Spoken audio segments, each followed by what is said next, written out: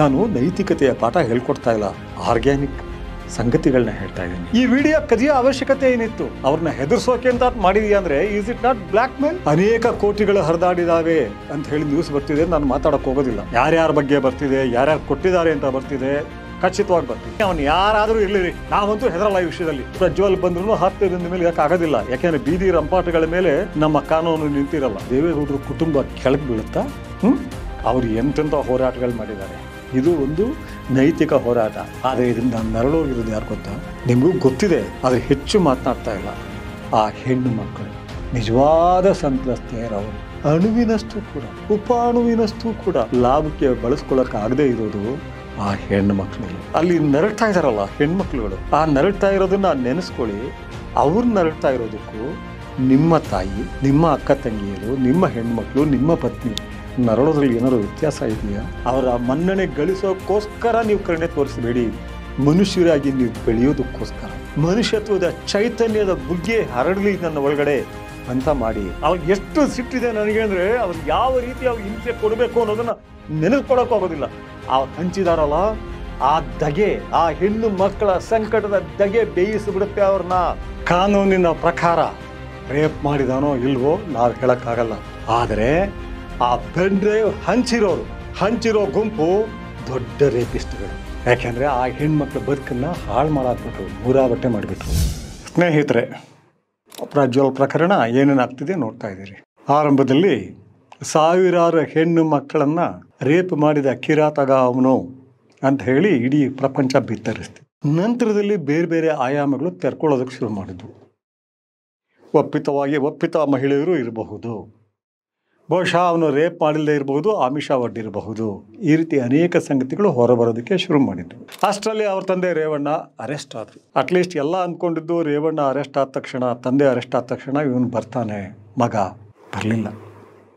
ಅದನ್ನು ತೆಗೆದುಕೊಂಡು ನಾವು ನೈತಿಕವಾಗಿ ಮಾತನಾಡೋಕ್ಕಾಗೋದಿಲ್ಲ. ಯಾಕೆಂದರೆ ಆತನಿಗೆ ಈ ವಿಷಯದಲ್ಲಿ ಅಡ್ವೈಸ್ ಮಾಡ್ತಾ ಇರೋರು ಇದ್ದೇ ಇರ್ತಾರೆ. ನಾನು ಅವತ್ತೇ ನಮ್ಮವ್ರಿಗೆಲ್ಲ ಹೇಳಿದೆ, ಎಲೆಕ್ಷನ್ ಮುಗಿಯೋವರೆಗೂ ಅಂತೂ ಖಂಡಿತ ಬರೋದಿಲ್ಲ. ಯಾಕೆ ಬಂದರೆ ಮತ್ತೆ 2 ದಿನ ಇರುತ್ತೆ. ಇದನ್ನ ಬೇಡ ಅಂತ ಅವನಿಗೆ ಅಡ್ವೈಸ್ ಮಾಡೇ ಇರ್ತಾರೆ. ಎಲೆಕ್ಷನ್ ಮುಗಿಬೇಕು, ತುಂಬ ಹೆಚ್ಚು ಅಂದರೆ ರಿಸಲ್ಟ್ ಬರಬೇಕು ಅಂತ ಹೇಳಿದೆ. ಈಗ 2 ವಿಷಯಗಳು ನಮ್ಮ ಮುಂದಿದೆ. ಈ ವಿಡಿಯೋಗಳನ್ನ ಹರಿಬಿಟ್ಟವ್ರು ಯಾರು? ಇದರಲ್ಲಿ ಖಂಡಿತವಾಗಿ ಇದು ಗೊತ್ತಿರೋಕ್ಕೆ ಸಾಧ್ಯ ಇರೋದು ಇಬ್ಬರಿಗೆ ಮಾತ್ರ. ಒಂದು ಆ ಡ್ರೈವರ್, ಇನ್ನೊಂದು ಒಬ್ಬ ವಕೀಲ. ಬಿಡಿ, ಅದು ನಿಧಾನವಾಗಿ ಇದಾಗುತ್ತೆ. ಆ ಡ್ರೈವರ್ ಬಗ್ಗೆ ನನಗೆ ಸಿಟ್ಟೇನು ಅಂತ ಹೇಳಿದ್ರೆ, ನೋಡೋದಕ್ಕೆ ಗಟ್ಟಿಮುಟ್ಟಾಗಿ ಕಾಣ್ತಾನೆ. ನೇರವಾಗಿ ಫೈಟ್ ಮಾಡಬೇಕಾಗಿತ್ತು ನೀನು. ಈ ವಿಡಿಯೋ ಕದಿಯೋ ಅವಶ್ಯಕತೆ ಏನಿತ್ತು? ಅವ್ರನ್ನ ಹೆದರ್ಸೋಕೆ ಅಂತ ಮಾಡಿದೀಯ ಅಂದರೆ ಈಸ್ ಇಟ್ ನಾಟ್ ಬ್ಲ್ಯಾಕ್ ಮೇಲ್? ನಿನಗಿರೋ ಶಕ್ತಿಗೆ ಮತ್ತು ಜನಸಾಮಾನ್ಯರು ಇನ್ನೂ ಗೊತ್ತಿಲ್ಲ. ನೀನು ಏನಾದರೂ ಹೋಗಿ ಚಪ್ಪಲಿಲಿ ಹೊಡೆದಿದ್ರೆ, ನನ್ನ ಹೆಂಡತಿ ನನ್ನ ಮೇಲೆ ಹಲ್ಲೆ ಮಾಡಿದ್ದೀರಿ ಅಂತ ಹೇಳಿ ರೇವಣ್ಣ ಇರಲಿ, ಅವನ ಮಗ ಇರಲಿ, ಯಾರು ಹಲ್ಲೆ ಮಾಡಿದಾರೋ ಅವ್ರು ಚಪ್ಪಲಿಲಿ ಹೊಡೆದಿದ್ರೆ ಹೀರೋ ಆಗ್ತಿದೆ ನೀನು. ನನ್ನಂಥ ಲಕ್ಷಾಂತರ ಜನ ಬರ್ತಿದ್ರು, ಏನೂ ಮಾಡೋಕ್ಕಾಗ್ತಿರ್ಲಿಲ್ಲ. ಯಾಕೆಂದರೆ ಒಬ್ಬ ಅನ್ಯಾಯ ಆದಾಗ ಇವನು ದೊಡ್ಡವನು ಚಿಕ್ಕವನು ಅಂತ ನೋಡೋಕ್ಕಾಗಲ್ಲ. ನೀನು ಮಾಡಬೇಕಾಗಿತ್ತು, ಆದರೆ ತೆಗೆದುಕೊಂಡೆ. ಓಕೆ, ನಂತರ ಲಾಯರ್ ಕೊಟ್ಟೆ. ನಂತರ ಬರ್ತಾ ಇರೋ ಕಥೆಗಳು ಯಾರ್ಯಾರು ಕೊಟ್ಟರು. ಅನೇಕ ಕೋಟಿಗಳು ಹರಿದಾಡಿದಾವೆ ಅಂತ ಹೇಳಿ ನ್ಯೂಸ್ ಬರ್ತಿದೆ. ನಾನು ಮಾತಾಡೋಕ್ಕೆ ಹೋಗೋದಿಲ್ಲ. ಯಾರ್ಯಾರ ಬಗ್ಗೆ ಬರ್ತಿದೆ, ಯಾರ್ಯಾರು ಕೊಟ್ಟಿದ್ದಾರೆ ಅಂತ ಬರ್ತಿದೆ, ಖಚಿತವಾಗಿ ಬರ್ತಿದೆ. ಇದನ್ನೆಲ್ಲ ಮುಂದೆ ನಾನು ಮಾತನಾಡ್ತೀನಿ. ಯಾಕೆ ಅಂತ ಹೇಳಿದ್ರೆ, ನನಗೆ ಸುಳ್ಳು ಹೇಳೋದಕ್ಕೆ, ಬರೀ ಕತೆಗಳನ್ನ ಕೇಳಿ ಹೇಳೋದಕ್ಕೆ ಇಷ್ಟ ಇಲ್ಲ. ಇನ್ನೇನಾದ್ರು ಕೇಸ್ ಹಾಕ್ತಾರೆ ಅದು ಇದು ಗಾಬರಿ ಇಲ್ಲ ನನಗೆ. ಅಸಹ್ಯ ಆಗಿಬಿಟ್ಟಿದೆ ಅಂದರೆ ಅತಿ ಅಸಹ್ಯ ಆಗಿರೋ ಒಂದು ಪ್ರಕರಣ ಇದು. ಹೇಸಿಗೆ ಹುಟ್ಟೋ ಪ್ರಕರಣ ಇದು. ಬರೀ ಬೀದಿ ರಂಪಾಟ ಅಲ್ಲ, ನಮ್ಮ ಇಡೀ ಸಮಸ್ತ ಜನಸ್ತೋಮಕ್ಕೆ ನೈತಿಕತೆ ಸವಾಲು ಒಡ್ಬಿಟ್ಟಿದೆ ಈ ವಿಡಿಯೋಗಳು. ಇಲ್ಲಿ ಒಂದಂತೂ ಸ್ಪಷ್ಟ, ವಿಡಿಯೋ ಮಾಡಿಕೊಂಡವನು ಬಹುಶಃ ಅವನ ಪರ್ವರ್ಷನ್ಗೆ ಮಾಡ್ಕೊಂಡಿದ್ದಾನೆ. ಅದು ಅವನೇ ಹೇಳಬೇಕು, ಯಾಕೆ ಮಾಡ್ಕೊಂಡಿದ್ದೆ, ಏನು ಖುಷಿಗೆ ಮಾಡ್ಕೊಂಡಿದ್ದೆ. ಮತ್ತು ಪ್ರತಿ ಹುಡುಗಿಗೂ 100 ಇದೆ ಅಂತ ಅವನಿಗೆ ಹೇಳ್ತಿದ್ದ ಅಂತ ನನಗನ್ಸೋದಿಲ್ಲ. ಪ್ರತಿ ಹುಡುಗಿಗೂ ನಿನ್ನ ಕಂಡ್ರೆ ಇಷ್ಟ ಅಂತ ಮಾಡಿರ್ಬೋದು. ಆಕೆ ಹುಡುಗಿನೋ ಮಹಿಳೆನೋ ಏನೋ ನನಗೆ ಗೊತ್ತಿಲ್ಲ. ಆದರೆ ಅದನ್ನು ಕದ್ದಿರಲ್ಲ. ಆ ಡ್ರೈವರ್ ಇರಬಹುದು, ನಂತರ ಆತನಿಂದ ಪಡೆದ ವಕೀಲ ಇರಬಹುದು, ಅವೆಲ್ಲ ಕಳ್ಳತನದ ವಸ್ತುನೇ. ಅದು ಬ್ಲಾಕ್ ಮೇಲ್ ವಸ್ತು. ಅದು ಖಂಡಿತ ಅದು ಲೀಗಲಿ ಸರಿಯಲ್ಲ. ಅವ್ರ ಉದ್ದೇಶ ಏನಿರುತ್ತೆ ಆ ಡ್ರೈವರ್ ಮನಸ್ಸು ನನಗೆ ಅರ್ಥ ಆಗುತ್ತೆ. ಡ್ರೈವರ್ ಅಂದ್ಕೊಂಡಿರ್ತಾರೆ ಬಲಿಷ್ಠ ಫ್ಯಾಮಿಲಿ, ಬೇರೆಯವ್ರು ಹೇಳ್ಬೋದು ಹೊಡೆದಾಡಕ್ಕೆ ನಿಲ್ಲು ಅಂತ. ಹೊಡೆದಾಡಕ್ಕೆ ಆಗೋದಿಲ್ಲ. ಅಟ್ಲೀಸ್ಟ್ ಈ ಒಂದು ವಿಡಿಯೋಗಳನ್ನು ಕದಿಯೋದ್ರ ಮೂಲಕ, ಪೆನ್ ಡ್ರೈವ್ ಮಾಡ್ಕೊಳ್ಳೋದ್ರ ಮೂಲಕ ಅವರು ನನಗೆ ಏನೋ ಹೆದರಿಸ್ದಾಗೆ ಮಾಡಬಹುದು ಅಂತ ಇರಬಹುದು. ಅದು ಅಷ್ಟಕ್ಕೆ ಮಾತ್ರ ಬಳಕೆ ಆಗಲಿಲ್ಲ. ಅದು ಓಪನ್ ಆಗಿ ಸಾರ್ವಜನಿಕ ಚರ್ಚೆಗೆ ಶುರುವಾಯಿತು. ನಿಮ್ಮ ಬಗ್ಗೆ ವಿಡಿಯೋಗಳಿದೆ, ಅದು ಹೇಳಿದ ತಕ್ಷಣವೇ ಬ್ಲ್ಯಾಕ್ ಮೇಲ್ ಸ್ಟಾರ್ಟ್ ಆಯಿತು. ನಂತರ ವಿಡಿಯೋಗಳು ಬಂತು. ವಿಡಿಯೋಗಳನ್ನ BJP ಅವರು ಬಿಟ್ಟಿರಬಹುದು, ಬರ್ತಾ ಇದೆ BJP ಅವ್ರದ್ದು. ನಾನು ಖಚಿತವಾಗಿ ಹೇಳಿ ಅಂತ ಹೇಳಿದ್ದೀನಿ, ಅವನು ಯಾರಾದರೂ ಇರಲಿರಿ, ನಾವಂತೂ ಹೆದರಲ್ಲ ಈ ವಿಷಯದಲ್ಲಿ. ಬೀದಿಲಿ ಹರಾಜಾಗ್ತೀವಿ, ಕೊಲ್ಪಟ್ಟಿ ಇಟ್ಕೊಂಡು ಹೊಡೀರಿ, ಚಪ್ಪಲಿ ಹೊಡೀರಿ ಅಂತ ಹೇಳ್ತೀವಿ. ಆದರೆ ಖಚಿತ ಆಗಬೇಕಷ್ಟೇ. ಕಾಂಗ್ರೆಸ್ನವ್ರು ಆಗಬಹುದು, BJP ಆಗಬಹುದು, ದಳದವರು ಆಗಿರಬಹುದು, ಯಾರಾದರೂ ಆಗಿರಲಿ, ಅದು ಬಂದಾಗ ಮಾತ್ರ ಅವ್ರನ್ನ ಸುಮ್ಮನೆ ಬಿಡಬಾರ್ದು. ಬಟ್ ಅವರೆಲ್ಲರೂ ಉದ್ದೇಶ ಏನಿತ್ತು? ದೇವೇಗೌಡರು ಫ್ಯಾಮಿಲಿಯನ್ನು ಮಣಿಸಬೇಕು. ದಳದವ್ರು ಬಿಟ್ಟಿದ್ರೆ ರೇವಣ್ಣ ಫ್ಯಾಮಿಲಿಯನ್ನು ಮಣಿಸಬೇಕು. ಆದರೆ ಇವತ್ತು ಮಣಿಸಿದ್ರೆ ರೇವಣ್ಣ ಕೇವಲ 5-6 ದಿನದಲ್ಲಿ ಬೇಲಾಯಿತು. ನಾಳೆ ನನಗೆ ಚೆನ್ನಾಗಿ ಗೊತ್ತು, ಪ್ರಜ್ವಲ್ ಬಂದ್ರೂ 10 ದಿನದ ಮೇಲೆ ಆಗೋದಿಲ್ಲ. ಯಾಕೆಂದರೆ ಬೀದಿ ರಂಪಾಟಗಳ ಮೇಲೆ ನಮ್ಮ ಕಾನೂನು ನಿಂತಿರಲ್ಲ, ನ್ಯಾಯಾಲಯಗಳು ನಿಂತಿರೋದಿಲ್ಲ. ಅಲ್ಲಿರೋ ಸೂಕ್ಷ್ಮಗಳೇ ಬೇರೆ. ಆ ಸೂಕ್ಷ್ಮಗಳ ಪ್ರಕಾರ ಇಲ್ಲಿ ಯಾವುದೂ ಕೂಡ ರೇಪ್ ಅಂತ ಮಾಡೋಕ್ಕೆ ಸಾಧ್ಯವೇ ಇಲ್ಲ.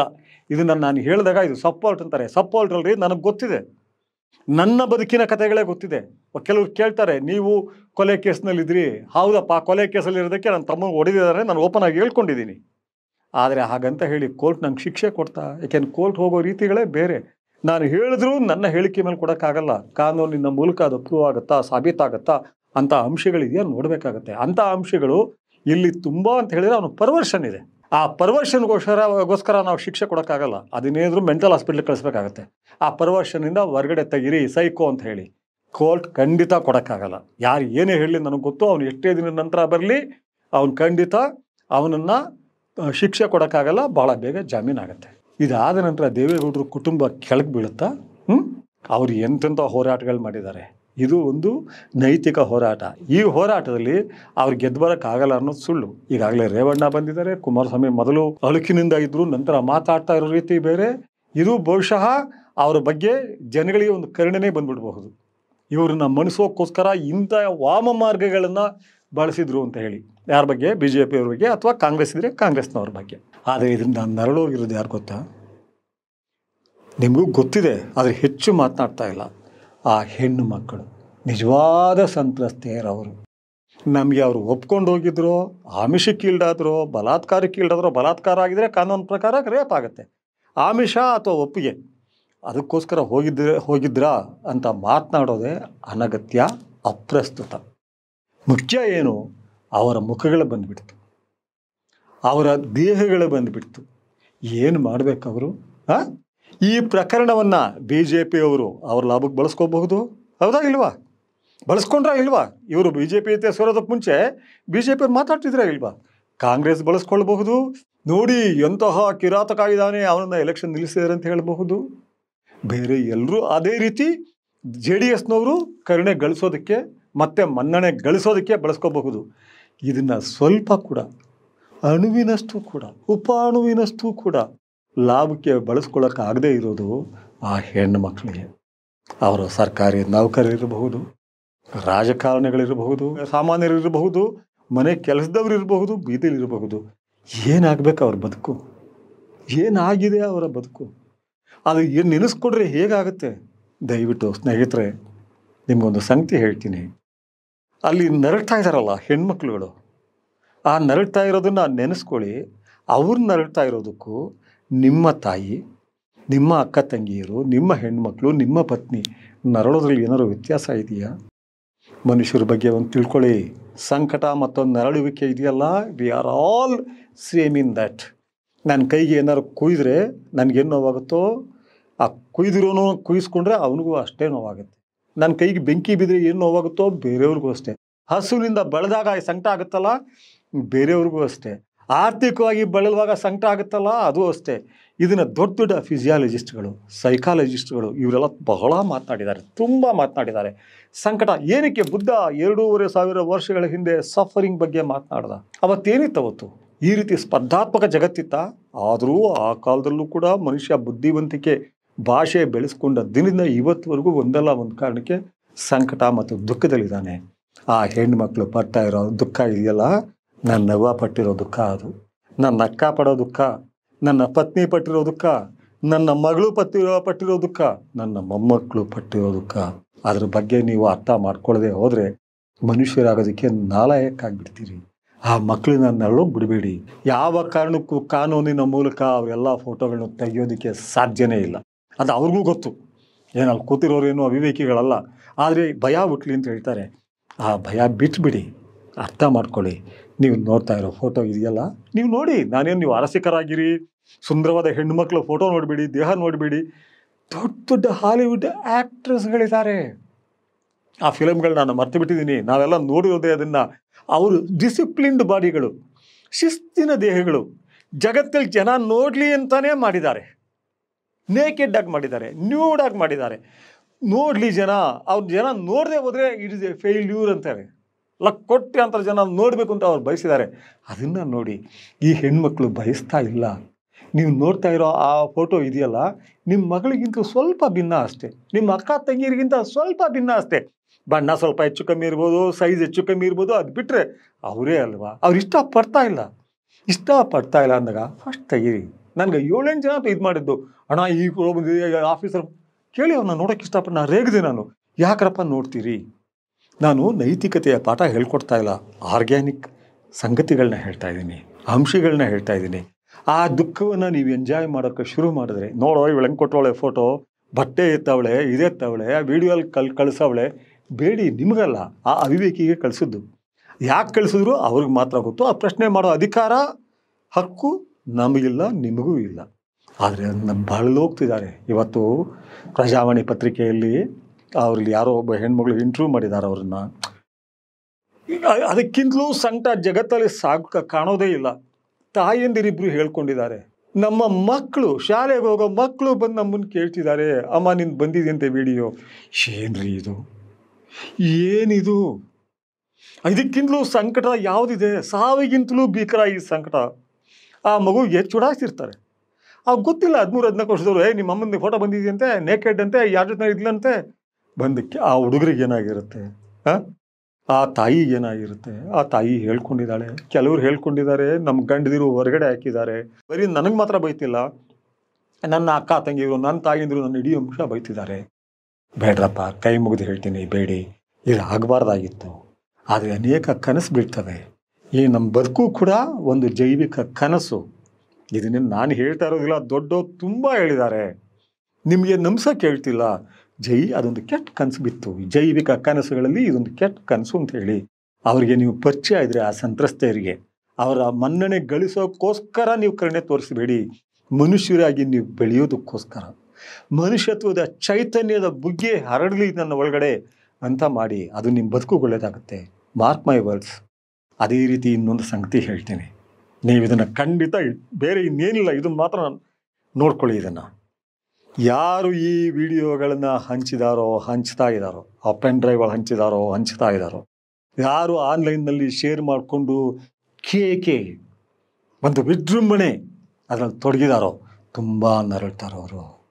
ತುಂಬ ಕಾಲ ಇಲ್ಲ, 16 ವರ್ಷ ಅಂತ ಹೇಳಬೇಡಿ. ಆದ ದಿನ ನೀವು ಹೇಳಬೇಕು, ಅವನು ಯಾರೇ ಇರಲಿ, ಎಷ್ಟೇ ದೊಡ್ಡ ನಾಯಕ ಇರಲಿ, ಅವನಿದಾನಲ್ಲ, ಇದನ್ನೆಲ್ಲ ಹಂಚಿರೋ ಗುಂಪಿದೆಯಲ್ಲ, ರಾಸ್ಕಲ್ಸ್ಗಳು, ಅವ್ರಿಗೆ ಎಷ್ಟು ಸಿಟ್ಟಿದೆ ನನಗೆ ಅಂದರೆ, ಅವ್ರಿಗೆ ಯಾವ ರೀತಿ ಅವ್ರಿಗೆ ಹಿಂಸೆ ಕೊಡಬೇಕು ಅನ್ನೋದನ್ನು ನೆನೆಸ್ಕೊಳ್ಳೋಕ್ಕಾಗೋದಿಲ್ಲ. ಅವ್ರು ಹಂಚಿದಾರಲ್ಲ, ಆ ದಗೆ, ಆ ಹೆಣ್ಣು ಮಕ್ಕಳ ಸಂಕಟದ ದಗೆ ಬೇಯಿಸಿಬಿಡುತ್ತೆ ಅವ್ರನ್ನ ಅಂತ 100 ಘಟನೆಗಳು ನನಗೆ ಗೊತ್ತು. ಅದರಿಂದ ಯಾರೂ ಬಚಾವಾಗಿಲ್ಲ. ನೀವು ದೇವೇಗೌಡರು ರಾಜಕೀಯ ಇದನ್ನು ಪ್ರಾಬಲ್ಯವನ್ನು ನಾಶ ಮಾಡೋಕ್ಕೆ ಹೋಗ್ಬಿಟ್ಟು ಸಾಮಾನ್ಯ ಹೆಣ್ಣು ಮಕ್ಕಳ ಬದುಕುಗಳನ್ನ ಹಾಳು ಮಾಡಿಬಿಟ್ರಿ ಕಣೋ, ರಾಸ್ಕಲ್ಸ್, ಹಲ್ಕಟ್ಗಳ. ನಿಮ್ಗೆ ಯಾವ ಭಾಷೆಯಲ್ಲಿ ಬಯಲೋ ನಾನು? ನೀವು ನೋಡಿದ್ರಲ್ಲೋ, ನೋಡಿದಾಗ ಆ ಡ್ರೈವರಿಂದ ಹಿಡಿದು ಎಲ್ಲರೂ ಹೇಳ್ತೀನಿ, ಇನ್ನು ನೋಡಿದ್ದಲ್ಲಪ್ಪ, 1-2 ಪ್ರಕರಣ ನಿಜವಾಗ್ಲೂ ಬಲಾತ್ಕಾರ ಅನಿಸಿತ್ತು. ಆ ಹೆಣ್ಣುಮಗಳನ್ನ ಒಪ್ಪಿಸಿ ಕೊಟ್ಟಿದ್ದಿದ್ರೆ ನೀನು ದೊಡ್ಡ ಹೀರೋ ಆಗ್ತಿದ್ದೆ. ಏನು ದೊಡ್ಡ ಗಂಡಸ್ತನ ಅದು? ಚೈತನ್ಯನ? ಅದೇನು ದೊಡ್ಡ ಅದು ಸಾಮರ್ಥ್ಯನ? ಏನಪ್ಪ ಅದು? ಒರಟುತನ ಅಷ್ಟೇ, ಅಸೂಕ್ಷ್ಮತೆ ಅಷ್ಟೇ. ಇದರಲ್ಲಿ ಯಾವುದೂ ಒಳ್ಳೆಯದಾಗಿಲ್ಲ. ಮತ್ತು ಅವ್ನು ಕೊಡ್ತಾ ಇದ್ದಾನಲ್ಲ, ನಾನು ಇಂಥವನು ವಿಡಿಯೋ ಕೊಟ್ಟೆ ಅವನು ಅಂತ ಹೇಳಿ ಕೊಟ್ಕೊಳ್ತಾನಂತೆ ಒಂದು ಟ್ವೀಟ್ನಲ್ಲಿ. ರಾಸ್ಕಲ್, ಯಾಕೋ ಕೊಟ್ಟೆ? ಕಚಡ ಮನುಷ್ಯನ ತೊಗೊಂಬಂದು ಏನು ಕೊಟ್ಟೆ? MLA ಆಗಲಿ ಯಾಕೆ ಕೊಟ್ಟೆ ನೀನು? ನೀನು MLA ತೊಗೊಂಡ್ಬಿಟ್ಟ ಅಂತ ಹೇಳಿ ಆತನ ತಳ್ಳೋಕೆ ಹೋಗ್ತಿದ್ಯಾ. ಆದರೆ ನೀನು ನಿಜ ಅಂತಲೇ ಇಟ್ಕೊಳ್ಳೋಣ, ಹೈಪಾಥೆಟಿಕಲಿ ನೀನು ಸತ್ಯ ಹೇಳ್ತಿದ್ಯಾ ಅಂತ. ಅದು ಸುಳ್ಳು ಅಂತ ಗೊತ್ತು ನನಗೆ, ಯಾಕೆಂದ್ರೆ MLA ನನಗೆ ಗೊತ್ತು. ನನಗೆ ಹೇಳಿದ್ರು ಅವರು, ನಿಮ್ಮ ಹತ್ರ ನಾನು ಸುಳ್ಳು ಹೇಳಲ್ಲ, ಇದು ಇಲ್ಲವೇ ಇಲ್ಲ. ನೀನು ಏನಕ್ಕೆ ಕೊಟ್ಟೆ? ಕೊಟ್ಟೆ ಅಂತ ಹೇಳ್ಕೊಳ್ತಿದ್ಯಲ್ಲ, ಅವ್ರನ್ನೂ ಸೇರಿಸ್ಕೊಳ್ಳೋಣ ಅಂತ. ಆದರೆ ನೀನು ಕೊಟ್ಟದ್ದು ದೊಡ್ಡ ತಪ್ಪಲ್ವಾ?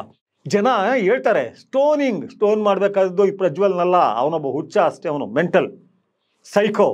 ಇದನ್ನ ಹಂಚಿದ್ರಲ್ಲ ಮತ್ತು ಈಗ ಹಂಚ್ತಾ ಇದ್ದಾರಲ್ಲ ಅವ್ರಿಗೆ ಮಾತ್ರ ರಸ್ತೆ ಮಧ್ಯೆ ನಿಲ್ಲಿಸಿ ಚಪ್ಪಲಿಲಲ್ಲ ಕಲ್ಲು ಹೊಡೆದ್ರು, ಪೊರ್ಕೆಯಲ್ಲಿ ಹೊಡೆದ್ರು, ಯಾವುದ್ರಲ್ಲಿ ಹೊಡೆದ್ರು ತಪ್ಪಿಲ್ಲ. ಆ ದಗೆ ಹೊಡೆಸುತ್ತೆ ನಿಮಗೆ, ಹೆಣ್ಣು ಮಕ್ಕಳ ದಗೆ ಹೊಡೆಸುತ್ತೆ. ಕಾನೂನಿನ ಪ್ರಕಾರ ರೇಪ್ ಮಾಡಿದಾನೋ ಇಲ್ವೋ ನಾವು ಹೇಳೋಕ್ಕಾಗಲ್ಲ. ಆದರೆ ಆ ಪೆನ್ ಡ್ರೈವ್ ಹಂಚಿರೋ ಗುಂಪು ದೊಡ್ಡ ರೇಪಿಸ್ಟ್ಗಳು. ಯಾಕೆಂದರೆ ಆ ಹೆಣ್ಮಕ್ಳ ಬದುಕನ್ನು ಹಾಳು ಮಾಡಾಕ್ಬಿಟ್ರು, ಮೂರಾಬಟ್ಟೆ ಮಾಡಿಬಿಟ್ರು. ಅದೇ ರೀತಿ ಆ ಪೆನ್ ಡ್ರೈವ್ನಿಂದ ಯಾರ್ಯಾರಿಗೆ ಹೋಗಿದೆಯೋ ಆನ್ಲೈನ್ ವಿಡಿಯೋಗಳು ಮತ್ತು ಫೋಟೋಗಳು ಅದನ್ನು ಹಂಚ್ಕೊಳ್ತಿದ್ದಾರಲ್ಲ ಅವರು ಸಾಮಾಜಿಕ ರೇಪಿಸ್ಟ್ಗಳು, ನಿಜವಾದ ರೇಪಿಸ್ಟ್ಗಳು. ಇದನ್ನು ಆ ಹೆಣ್ಣು ಮಕ್ಕಳ ಬದುಕನ್ನು ಮೂರಾಬಟ್ಟೆ ಮಾಡಿ ಸಂತ್ರಸ್ತೆಯರನ್ನಾಗಿ ಮಾಡಿಟ್ಟಿದ್ದಾರಲ್ಲ ಅವರು ದೊಡ್ಡ ರೇಪಿಸ್ಟ್ಗಳು. ಅವ್ರಿಗೆ ಮಾತ್ರ ಯಾವ ಕ್ಷಮೆನೂ ಇರಬಾರ್ದು. ಕಾನೂನು ಏನು ಮಾಡುತ್ತೋ ಏನು ಮಾಡೋದಿಲ್ವೋ, ಸಮಾಜ ಮಾತ್ರ ಅವ್ರನ್ನ ಯಾವ ಕಾರಣಕ್ಕೂ ಸಹಿಸ್ಕೋಬಾರ್ದು. ಆ ಸಂತ್ರಸ್ತ ಮಕ್ಕಳಿಗೆ ಹೇಳೋದು ಒಂದೇ ನಾನು, ನೀವೆಲ್ಲ ಬೇರೆ ಯಾರು ಜಗತ್ತು ಏನಾರು ಮಾಡಲಿ, ನನ್ನವ್ರದವ್ರು ಭಾಳ ಇದ್ದಾರೆ, ನಮಗೆಲ್ಲ ನೀವು ಮಕ್ಕಳು ಕಂಡ್ರವ, ನಾ ಅಕ್ಕ ತಂಗಿರ್ ಕಂಡ್ರವ, ನನ್ನ ಮಕ್ಕಳು. ನಿಮ್ಗೇನಾದ್ರು ತುಂಬ ಯಾರೋ ಸಂಕಟ ಕೊಡ್ತಿದ್ದಂದರೆ ನಿಮ್ಮ ನಂಬರಿಂದ ಮಾಡಲೇಬೇಡಿ, ಪಬ್ಲಿಕ್ ಇದರಲ್ಲೋ ಬೇರೆ ನಂಬರಿಂದನೋ ಮಾಡಿ, ಅಥವಾ ಲೆಟ್ರ್ ಬರೆದಾಕಿ ಮೆಸೇಜ್ ಕೊಡಿ, ಅವ್ನು ಯಾರು ಅಂತ ಅವ್ನ ನಂಬರ್ ಕೊಡಿ, ನಾನು ಮಾತಾಡ್ತೀನಿ. ಅವನು ಯಾರೇ ಇರಲಿ, ಅವನು ಎಷ್ಟೇ ದೊಡ್ಡವನಾಗಿರಲಿ, ನಾನು ಮಾತನಾಡ್ತೀನಿ. ನಂಗೆ ತಡೆಯೋಕ್ಕಾಗ್ತಾ ಇಲ್ಲ. ನನ್ನ ಮಕ್ಕಳು ನೀವು, ನನ್ನಂಥವ್ರ ಮಕ್ಕಳು ನೀವು, ನಾನೊಬ್ಬ ಇದ್ದೀನಿ ಅನ್ಕೋಬೇಡಿ, ನಾನು ಮಾತನಾಡ್ತಾ ಇದ್ದೀನಿ. ಆದರೆ ಲಕ್ಷಾಂತರ ಜನ ಇದ್ದಾರೆ, ಅವರು ನಮ್ಮ ಜೊತೆ ಮಾತನಾಡ್ತಾ ಇರ್ತಾರೆ. ನಾವೆಲ್ಲ ನಿಮಿಷದಾಗಿದ್ದೀವಪ್ಪ. ಇಲ್ಲಿ ನಿಮ್ಮ ಕೈ ಇಟ್ಕೊಂಡು ಹೇಳ್ತೀನಿ, ನನ್ನ ಹೆಣ್ಮಕ್ಳು ನೀವು, ನನ್ನ ಕುಟುಂಬದ ಹೆಣ್ಣು ಮಕ್ಕಳು ನೀವೆಲ್ಲ ನನ್ನ ಅಕ್ಕಂದಿರು ಸಾಧ್ಯನೇ ಇಲ್ಲ ಬಿಡಿ, ನನಗಿಂತಲೂ ವಯಸ್ಸಾಗಿರೋ ಚಾನ್ಸೇ ಇಲ್ಲ. ನನ್ನ ಮಕ್ಕಳು, ನನ್ನ ಕಟ್ಟ ಕಡೆ ತಂಗಿಯರು ನೀವೆಲ್ಲ, ನೀವು ನರಳಬೇಡಿ, ನಂತರ ಇದ್ದಾರೆ, ಧೈರ್ಯ ತಂದ್ಕೊಳ್ಳಿ. ಕೆಟ್ಟ ಕನಸಿದು, ಇದಾಗಬಾರ್ದಾಗಿತ್ತು. ಆ ಸಂಬಂಧ ಇದು ಹೇಳಿಲ್ಲ, ಈ ವಿಡಿಯೋ ಬರದೇ ಹೋಗಿದ್ರೆ ಗೊತ್ತಾಗ್ತಿರ್ಲಿಲ್ಲ. ವಾಸ್ತವ ಹಾಗೇ ಇರ್ತಿತ್ತು. ನಿಮ್ಮ ಬದುಕು ನಿಮ್ಗೆ ಇರ್ತಿತ್ತು, ಬೇರೆಯವ್ರ ಬದುಕು ಅವ್ರಿಗೆ ಇರ್ತಿತ್ತು. ನೀವು ಯಾರಿಗೂ ಆಹಾರ ಆಗ್ತಿರ್ಲಿಲ್ಲ, ಜಗಿಯೋದಕ್ಕೆ ಸಾಧ್ಯ ಇರ್ತಿರ್ಲಿಲ್ಲ. ಆದರೆ ಹಾಗಂತ ಹೇಳಿ ನಿಮ್ಮ ಬದುಕು, ನಿಮ್ಮ ಮಕ್ಕಳ ಬದುಕು ನರಳಿರ್ತಾರೆ. ನಿಮ್ಮ ಗಂಡನೇ ಇರ್ಬೋದು, ಅಣ್ಣ ತಮ್ಮ ಇರ್ಬೋದು, ಸಂಕಟ ಆಗಿರ್ತಿದ್ದು. ಅವ್ರದ್ದು ನಾಟಕದ ಅಲ್ಲ ಅದು. ಯಾಕೆಂದ್ರೆ ಈ ಸೊಸೈಟಿ ನನಗೆ ಗೊತ್ತು, ಇದ್ದಕ್ಕಿದ್ದಂಗೆ ಅವ್ರು ಬಿಟ್ಟು, ಅವ್ರ ಸಂಬಂಧ ಇದ್ದವ್ರು ಬಿಟ್ಟು ಇನ್ನೆಲ್ಲ ಉತ್ತಮ ಆಗಿಬಿಡ್ತಾರೆ, ನೈತಿಕವಂತರಾಗ್ಬಿಡ್ತಾರೆ. ಯಾವ ಕಾರಣಕ್ಕೂ ನೀವು ಕಂಗಿಡಬೇಡಿ. ಕೆಟ್ಟ ಕನಸು ಬಿದ್ದಿದೆ ಅಂತ ತಿಳ್ಕೊಳ್ಳಿ. ನಿಮ್ಗೇನೇ ತೊಂದರೆ ಆದರೂ ನಮ್ಮಂಥವ್ರು ಇದ್ದಾರೆ. ಇವತ್ತು ಪ್ರಜಾವಾಣಿಯಲ್ಲಿ ಮಾಡಿದಾರಲ್ಲ, ತುಂಬ I like it A lot. ಬೇರೆ ಆ್ಯಂಗಲ್ ತೊಗೊಂಡು ಹೋಗ್ತಿದ್ದಾರೆ, ಅದು ಮುಖ್ಯ. ಇದು ಬಿಡಿ, ಇದರಿಂದ ಏನೂ ಆಗೋದಿಲ್ಲ, ರಾಜಕಾರಣಿಗಳಿಗೆ ಏನೂ ಆಗೋದಿಲ್ಲ, ಸೂಕ್ಷ್ಮ ಜನಗಳವರು. ಆದರೆ ಆ ಧಗೆ ಮಾತ್ರ ಎಕ್ಸಿಸ್ಟೆನ್ಷಿಯಲ್ ಥಿಂಗ್, ಅಸ್ತಿತ್ವದಲ್ಲಿದೆ. ಅದು ಸುಟ್ಟಾಕಬಿಡುತ್ತೆ. ಇವತ್ತು ನನಗೆ ಇಷ್ಟು ಸೆಟ್ ಬರ್ತಾ ಇರೋದಕ್ಕೆ ಆ ಧಗೆ, ಆ ಸಂಕಟ ಆಗಿರೋದಕ್ಕೆ. ನಂತರ ಹೇಳ್ಕೊಳ್ಳದೆ ಬಹಳ ಜನ, ನಮ್ಮ ಅಕ್ಕ ಇವರೆಲ್ಲ ಮಾತಾಡಿದ್ರು. ಅಕ್ಕ ಹೇಳಿದ್ರು, ಶ್ರೀಧರ ನಂಗೆ ಸಂಕಟ ಆಗುತ್ತಪ್ಪ, ಆ ಹೆಣ್ಮಕ್ಳು ಎಷ್ಟು ನರಳ್ತಿರ್ಬೋದು ಅಂತ ನಂಗೆ ಸಂಕಟ ಆಗುತ್ತೆ ಅಂತ ನನ್ನ ಅಕ್ಕ ಹೇಳ್ಕೊಂಡ್ರು. ಇದು ಎಲ್ಲರನ್ನೂ ಸಂಕಟ ಮಾಡಿದೆ, ಮಹಿಳೆಯರಿಗಂತೂ ತುಂಬ ಸಂಕಟ ಮಾಡಿದೆ. ನಾನು ಅನೇಕ ಹೆಣ್ಮಕ್ಳ ಜೊತೆ ಮಾತಾಡಿದ್ದೀನಿ, ಅವರೆಲ್ಲ ಹೇಳ್ತಾರೆ ಆ ಹೆಣ್ಮಕ್ಳು ನೆನೆಸ್ಕೊಂಡ್ರೆ ಸಂಕಟ ಆಗುತ್ತೆ ಅಂತ. ಎಲ್ಲರೂ ನಿಮ್ಮ ಪರ ಇದ್ದಾರೆ. ಈ ನೈತಿಕತೆನ ಬಿಟ್ಬಿಡಿ. ಕಾನೂನು ಪ್ರಕಾರ ನೀವು ತಪ್ಪು ಮಾಡಿಲ್ಲ, ಮತ್ತು ಮನುಷ್ಯತ್ವದ ಪ್ರಕಾರಲ್ಲೂ ಆ ನೆಲೆಯಲ್ಲೂ ನೀವು ಯಾವ ತಪ್ಪು ಎಸಗಿಲ್ಲ, ಅಪರಾಧ ಎಸಗಿಲ್ಲ. ಯಾರ ಬದುಕನ್ನು ಹಾಳು ಮಾಡೋಕ್ಕೋಗಿಲ್ಲ, ನೀವು ಯಾರ ಬದುಕನ್ನು ನೀವು ನಾಶ ಮಾಡೋಕ್ಕೋಗಿಲ್ಲ. ಧೈರ್ಯವಾಗಿರಿ, ಧೈರ್ಯ ತಂದ್ಕೊಳ್ಳಿ, ನಿಮ್ಮ ಮಕ್ಕಳನ್ನ ಚೆನ್ನಾಗಿ ಇದು ಮಾಡ್ಕೊಳ್ಳಿ. ನಿಮ್ಗೆ ಏನು ಸಂಕಟ ಬಂದರೂ ನನ್ನಂಥವ್ರು ಇದ್ದಾರೆ, ನಾನು ಅಲ್ಲ ನನ್ನಂಥವ್ರು ಬಹಳ ಜನ ಇದ್ದಾರೆ. ನಿಮ್ಮ ನಂಬಿಕೆ ಬರೋರ ಜೊತೆ ಮಾತನಾಡಿ. ಈ ದುಃಖದಿಂದ, ಈ ಸಂಕಟದಿಂದ, ಈ ಬೇಗೆಯಿಂದ, ಈ ದಗೆಯಿಂದ ಹೊರಗಡೆ ಬನ್ನಿ. ನಮಸ್ಕಾರ.